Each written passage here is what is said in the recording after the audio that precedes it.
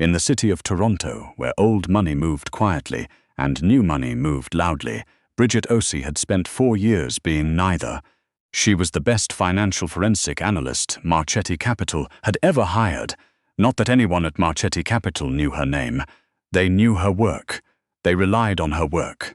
Every quarter, when the auditors came in with their leather portfolios and their pointed questions, it was Bridget's numbers that held the line. Her models that saved the firm from 3 separate regulatory reviews.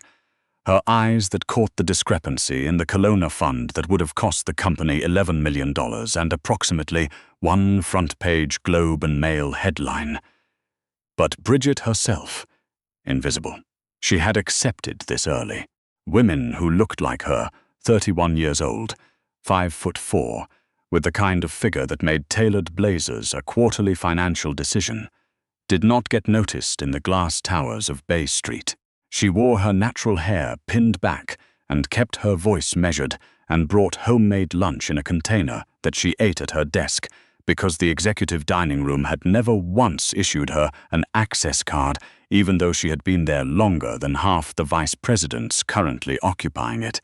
She had a gift for patterns, for seeing what didn't fit. It was the thing that made her exceptional at her job. It was also the thing that made her notice, about 8 months into her tenure, that something was fundamentally wrong with the structure of Marchetti Capital's international accounts. Not wrong enough to be illegal, not yet. But the kind of wrong that suggested someone was being very deliberate about not leaving fingerprints. She flagged it once, quietly, to her direct supervisor. He thanked her and told her the senior partners had reviewed and cleared it. She went back to her desk. She pulled up the files again that night from her personal laptop.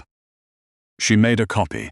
She put it on a drive that she kept in the pocket of her winter coat, because Bridget Osey did not flag things she did not intend to follow up on. That had been 8 months ago. The man who owned Marchetti Capital, who had built it from a boutique investment firm, his father left him into a $9 billion financial institution that had its hands in real estate, private equity, and infrastructure contracts across 4 provinces, was named Alexei Marchetti. He was not a man she had ever been in a room with. She had seen him twice. Once in the elevator, when she had stepped in, and he had stepped in behind her, and she had pressed the button for the 14th floor, and he had pressed nothing because his office occupied the entire 42nd floor, and it had a private access panel, which he used, and he had not looked at her once in the 17 seconds they shared that elevator. The second time was at the company's annual winter gala, where she stood near the bar with a glass of sparkling water and watched him work a room full of senators and pension fund managers with the kind of fluency that did not look like effort. He was tall, dark-suited, the sort of face that photographs well from every angle, though he did not appear to enjoy being photographed. He kept the conversations short and his exits clean. He did not notice her at the gala either. Bridget drove home that night and ate leftover soup and opened the encrypted drive and looked at the numbers again and told herself, not for the first time, that she was imagining patterns where there were none. She was not imagining patterns. The night everything changed was a Thursday in February, late in a way that most of the building had gone dark. She was on the 14th floor alone, running a reconciliation that had to be filed with OSC by 7 the next morning. The cleaning crew had already come and gone. The overhead lights had switched to their after-hours mode, half-dimmed, motion-activated, and every few minutes they would flicker when she didn't move enough, and she would have to wave her arm at the ceiling. She heard the voices first. Low. Urgent. 2 men in the corridor outside the analytics suite, speaking in a register that did not belong in a place where people discussed interest rates and fund structures. Bridget had grown up in Scarborough. She knew what a conversation about money sounded like when money was the abstract, and she knew what it sounded like when money was the threat. This was the second kind. She didn't move. The lights above her went dark from her stillness, and she let them. She sat in the near dark. Her breathing slowed, and she listened. She caught 4 words clearly. The Kelowna account and gone by Friday. The Kelowna account was the one she had flagged. The one that had been cleared by the senior partners. The one that she had kept a copy of on the drive in her coat pocket, which was hanging right now on the hook by her desk. She stood up very slowly and reached for her coat. The door opened before her hand touched it. The man who walked in was not one of the voices from the hall. He was taller than either of them, and he walked with the particular stillness of someone who was used to entering rooms and having everything in them adjust to his presence. Alexei Marchetti looked at her for the first time. Not through her, not past her. At her, with full attention, the way a man looks at something unexpected. "You're still here," he said. It wasn't a question. "I have a filing due at 7. She kept her voice level. "I'm Bridget Osei, Analytics, 14. I know who you are." She did not believe him. She said nothing. He stepped further into the room and closed the door behind him, and Bridget felt the specific quality of the air change. Not threatening, precisely, but loaded, the way the atmosphere thickens before a storm that has not decided what kind it wants to be yet. "Those men in the hall," he said. "I didn't hear anything in the hall." His eyes moved over her face with a calibration she recognized. He was deciding how much she knew and whether she was lying, and what to do about both. It was the same evaluation she performed on financial documents every day of her working life, and she was better at concealing that she was doing it.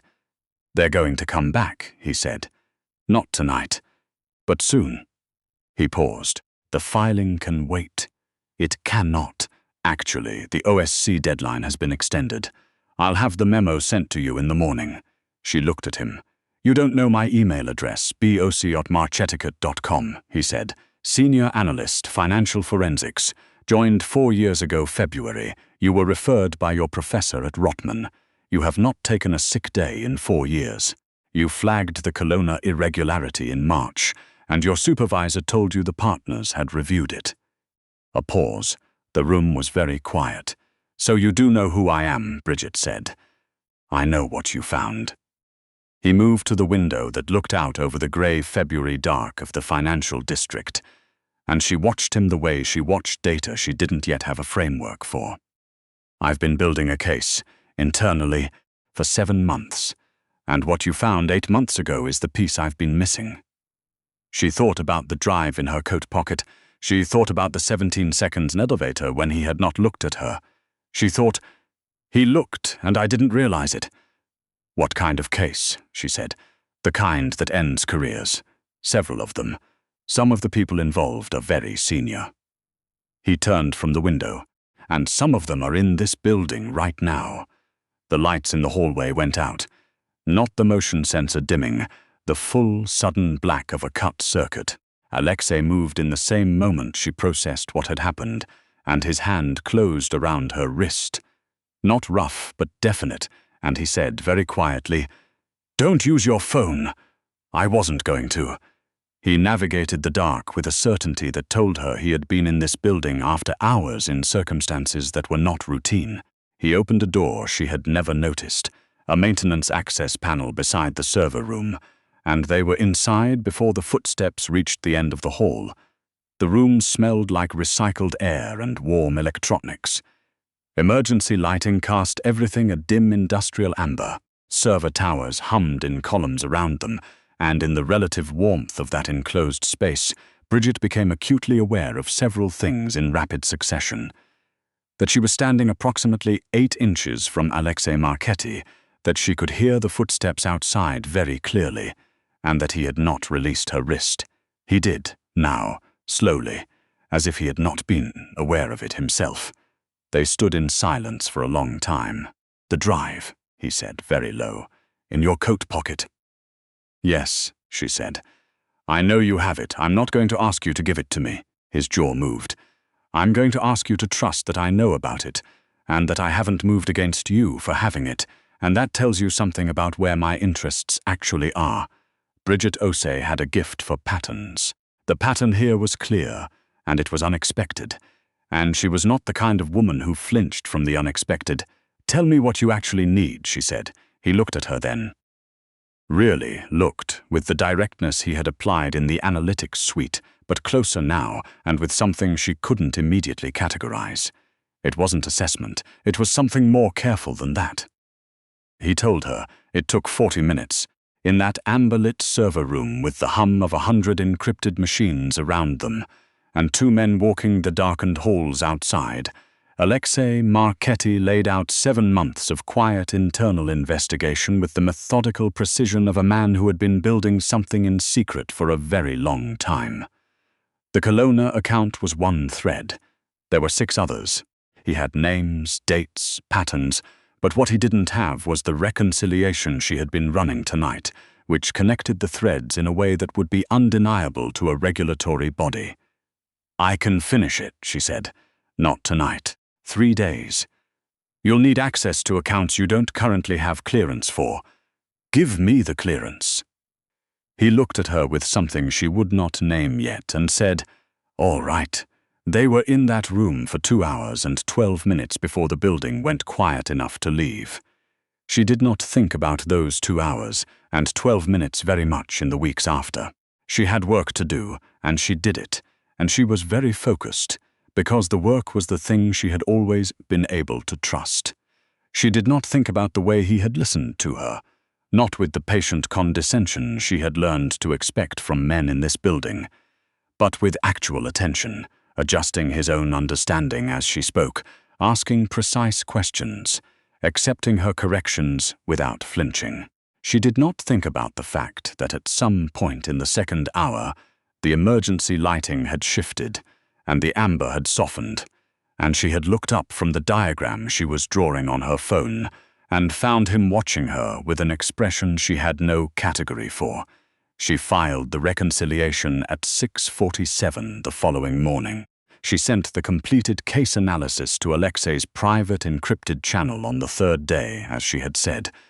2 senior partners were escorted from the building by Friday. The OSC investigation was announced the following Tuesday. Her name appeared nowhere in the press release. She had not expected it to. She was very good at being invisible. What she had not expected was the message that appeared in her encrypted channel 11 days later at 11:15 at night. "I'd like to discuss your next role, if you're available." She stared at it for a long time. She typed, "Hibla, now, if you're awake." She was at her kitchen table in her apartment in Leslieville with a mug of tea and a cat named Ptolemy sitting on her feet. And she was very much awake, and she said yes. The conversation lasted until 1 in the morning. It was not primarily about her next role. She did not examine this too closely. She took the role Chief Risk Officer, reporting directly to him, with an office on the 42nd floor and an access card to the executive dining room that arrived on her desk before her first day. She did not make a significant thing of the access card. She put it in her wallet and moved on. Working in proximity to Alexei Marchetti was not what she had expected. She had expected cold efficiency. She found cold efficiency.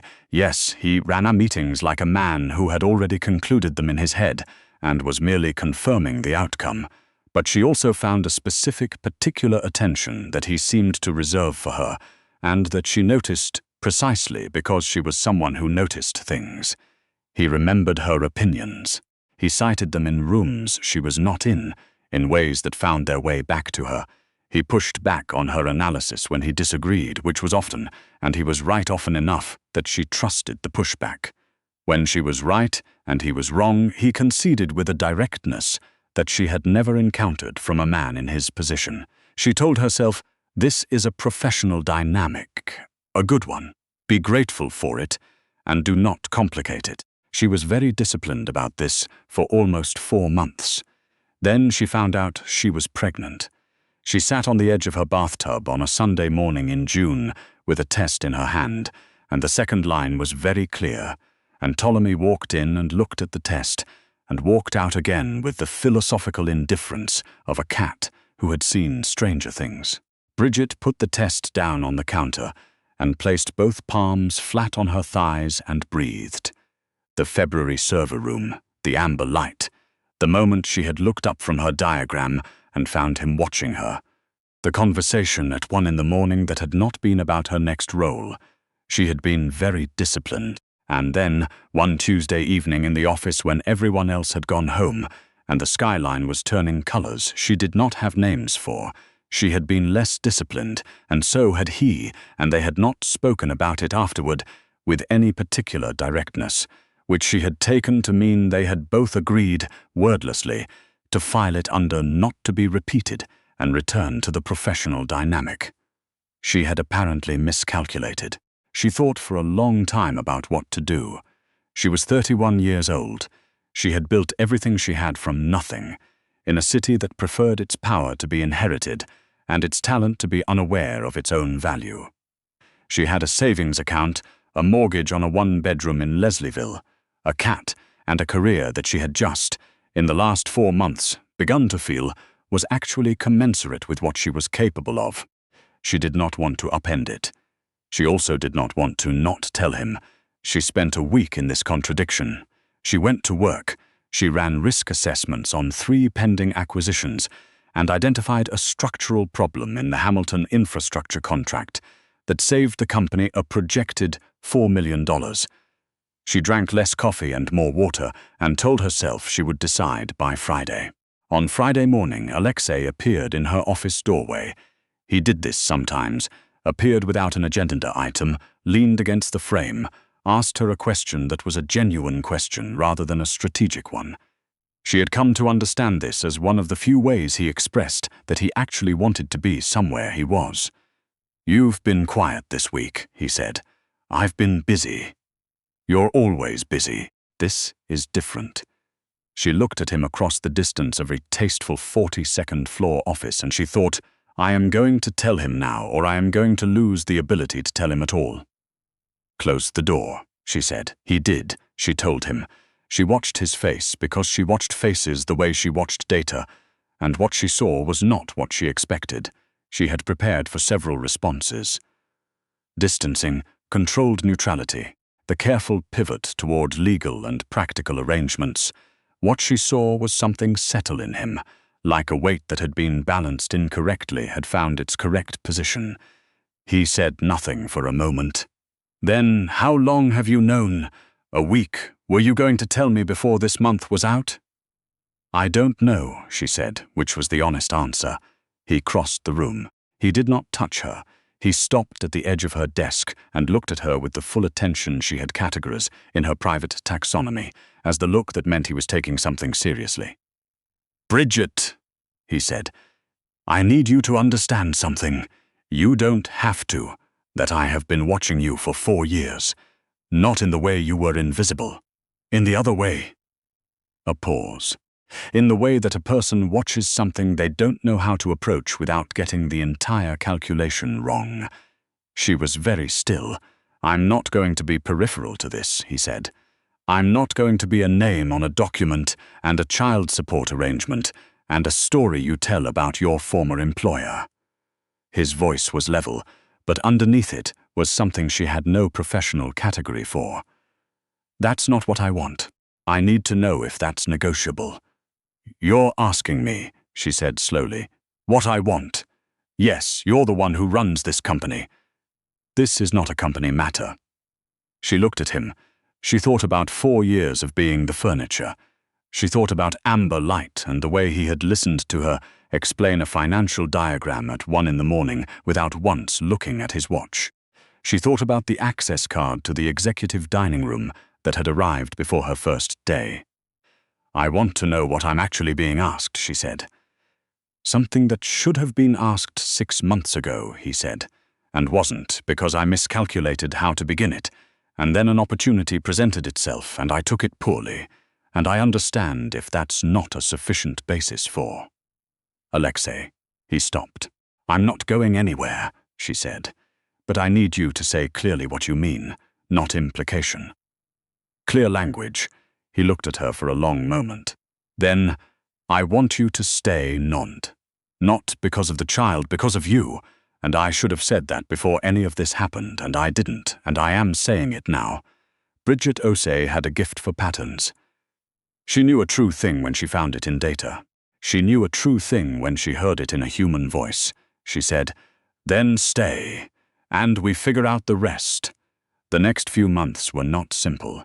Nothing about their situation lent itself to simplicity. There were people at Marchetti Capital who were gracious about it, and people who were not, and Bridget had long since stopped calibrating her decisions to the second group. There was a conversation with a board member named Harrington, who implied, with the confidence of a man who had never had his implication challenged, that her position might benefit from reconsideration given the circumstances, and Alexei ended the meeting in a manner that Bridget heard about secondhand, and that gave her a quiet, complicated satisfaction she did not entirely examine. There were evenings in his house in Rosedale where Ptolemy discovered a suspicious and immediate affinity for a man who claimed to have no strong feelings about cats, and who nonetheless appeared to have purchased a specific brand of cat food based on secondary research Bridget had definitely not provided. There were mornings when she drove to work and walked into the building she had walked into for 4 years and felt, for the first time, that she was walking in as herself, rather than as the person who stayed invisible and did the work that kept everything standing. There were moments, in the long dark of a January night, when the city was quiet, and the skyline threw its light across the ceiling, and Ptolemy was a warm weight at the foot of the bed, when Alexei said things to her in the low, honest register he reserved for rooms where it was just the two of them, and she allowed herself to receive them, without reasons to file them away as professional and not personal. The day she walked into the Marchetti Capital all-hands meeting, the quarterly one, all 800 employees in a hybrid format across 4 offices.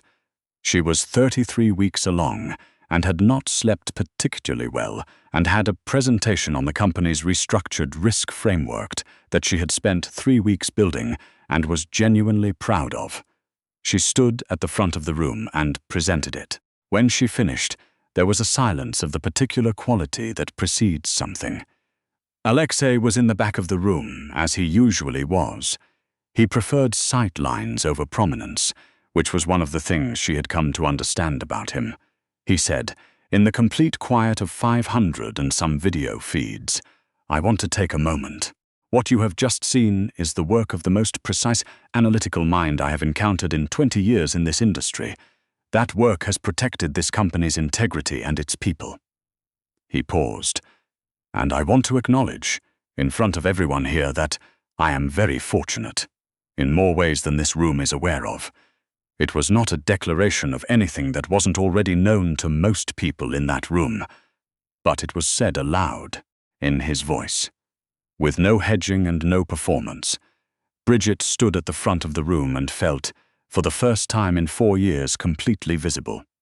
She looked at him across the full length of that room, and he looked back. She thought about amber light and a drive in a coat pocket and 17 silent seconds in an elevator and a man who had been watching in the way she had not understood watching to mean. She thought, I found the pattern eventually. Outside, Toronto was doing what Toronto did in late October, the light going copper and unreasonably beautiful over the lake, the city moving at its particular speed, indifferent to individual lives and their complications and their small, extraordinary reversals. Inside, she gathered her notes and walked back to her seat. And Ptolemy was at home on the couch in Rosedale, and the drive was still in the pocket of a coat she no longer needed to carry anywhere as evidence of anything.